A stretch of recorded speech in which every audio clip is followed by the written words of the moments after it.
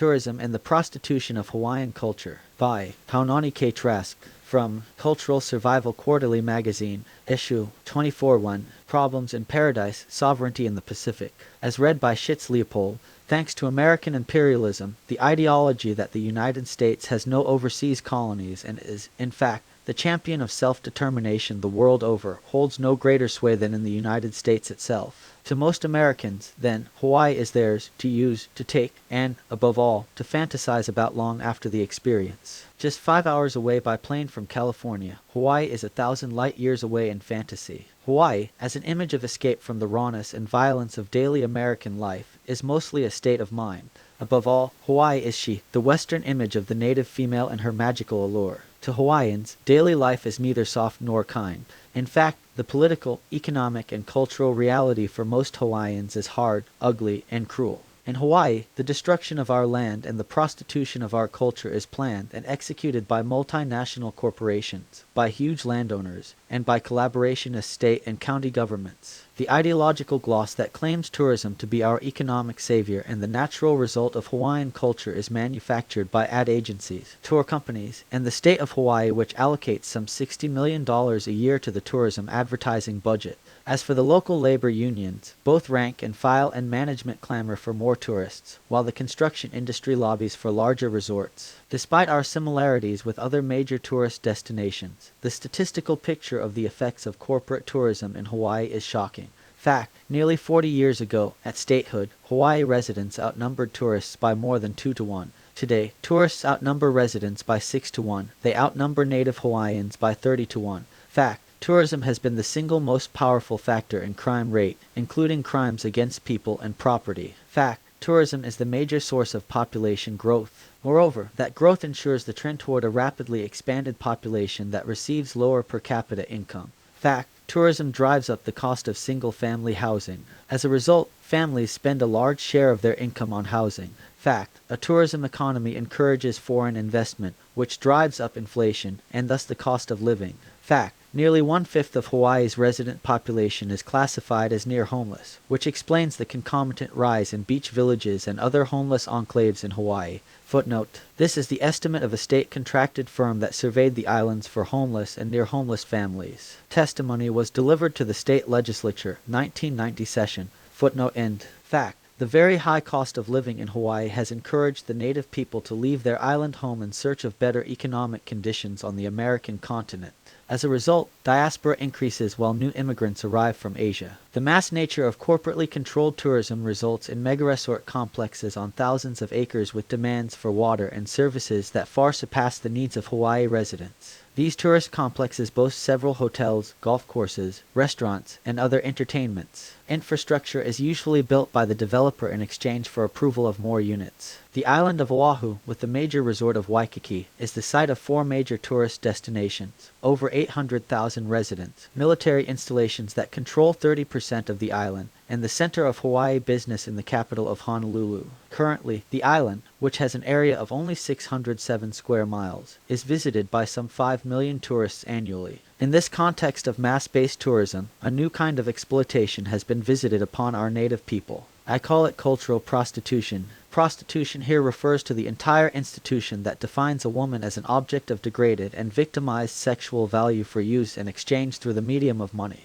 The prostitute is a woman who sells her sexual capacities and is seen, thereby, to possess and reproduce them at will, that is, by her very nature. The prostitute and the institution that creates and maintains her are, of course, of patriarchal origin. The pimp is the conduit of exchange, managing the commodity that is the prostitute while acting as the guard at the entry and exit gates, making sure the prostitute behaves as a prostitute by fulfilling her sexual economic functions. The victims participate in their victimization with enormous ranges of feeling, from resistance to complicity, but the force and continuity of the institution are shaped by men. Hawaii, our ancient and erotic land, is the female object of degraded and victimized value. Our aina, or lands, are no longer the source of food and shelter, but the source of money. Land is now called real estate rather than Papahanaumoku, she who gives birth to islands. Beautiful areas, once sacred to our people, are now the sites of expensive resorts. Shorelines where net fishing, seaweed gathering, and crabbing occurred are more and more the exclusive domain of recreational activities such as sunbathing, windsurfing, and jet skiing.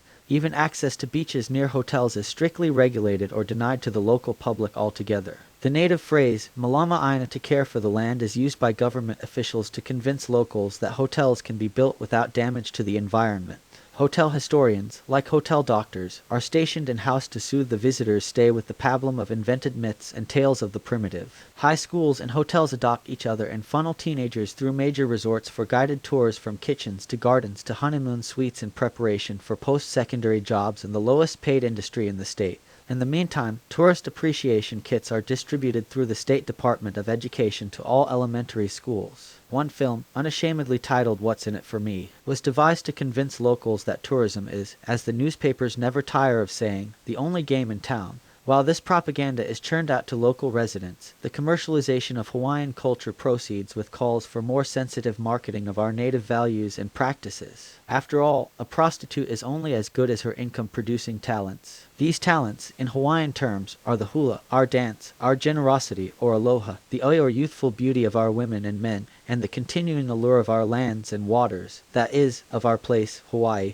The selling of these talents must produce income, and the function of tourism in the state of Hawaii is to convert these attributes into profit. The first requirement is the transformation of the product, or the cultural attribute, much as a woman must be transformed to look like a prostitute, i.e., someone who is complicit in her own commodification. Thus hula dancers wear clown-like makeup, don costumes from a mix of Polynesian cultures, and behave in a manner that is smutty and salacious rather than powerfully erotic. In the hotel version of the hula, the sacredness of the dance has completely evaporated while the athleticism and sexual expression have been packaged like ornaments. The purpose is entertainment for profit rather than a joyful and truly Hawaiian celebration of human and divine nature. The point, of course, is that everything in Hawaii can be yours, that is, you the tourist, the non-native, the visitor. The place, the people, the culture, even our identity as a native people are for sale. Thus the word aloha is employed as an aid in the constant hawking of things Hawaiian. In truth, this use of aloha is so far removed from any Hawaiian cultural context that it is, literally, meaningless. Thus, Hawaii, like a lovely woman, is there for the taking. Those with only a little money get a brief encounter, those with a lot of money get more. The state and counties will give tax breaks, build infrastructure, and have the governor personally welcome tourists to ensure they keep coming. Just as the pimp regulates prices and guards the commodity of the prostitute, so the state bargains with developers for access to Hawaiian land and culture. Who builds the biggest resorts to attract the most affluent tourists gets the best deal, more hotel rooms, golf courses, and restaurants approve. Permits are fast-tracked, height and density limits are suspended, new groundwater sources are miraculously found. Hawaiians, meanwhile, have little choice in all this. We can fill up the unemployment lines, enter the military, work in the tourist industry, or leave Hawaii. Increasingly, Hawaiians are leaving, not by choice but out of economic necessity. Our people who work in the industry, dancers, waiters, singers, valets, gardeners, housekeepers, bartenders, and even a few managers, are very poorly paid, considering the high cost of living in Hawaii. Indeed, tourism is considered a low-paying service industry that, no matter the huge numbers of tourists, always generates low-income jobs. Psychologically, our young people have begun to think of tourism as the only employment opportunity, trapped as they are by the lack of alternatives. For our young women, modeling is a cleaner job when compared to waiting on tables, or dancing in a weekly review. But modeling feeds on tourism and the ever-present commodification of Hawaiian women. In the end, the entire employment scene is shaped by and depends upon tourists, and the selling of Hawaii through the tourism industry. Of course, many Hawaiians do not see tourism as part of their colonization. Thus tourism is viewed as providing jobs, not as a form of cultural prostitution. Even those who have some glimmer of critical consciousness don't generally agree that the tourist industry prostitutes Hawaiian culture. This is a measure of the depth of our mental oppression. We can't understand our own cultural ghettoization because we are living it. As colonized people, we are colonized to the extent that we are unaware of our oppression. When awareness begins, then so too does decolonization. Judging by the growing resistance to new hotels, to geothermal energy and manganese nodule mining, which would supplement the tourist industry, and to increases in the sheer number of tourists, decolonization has begun.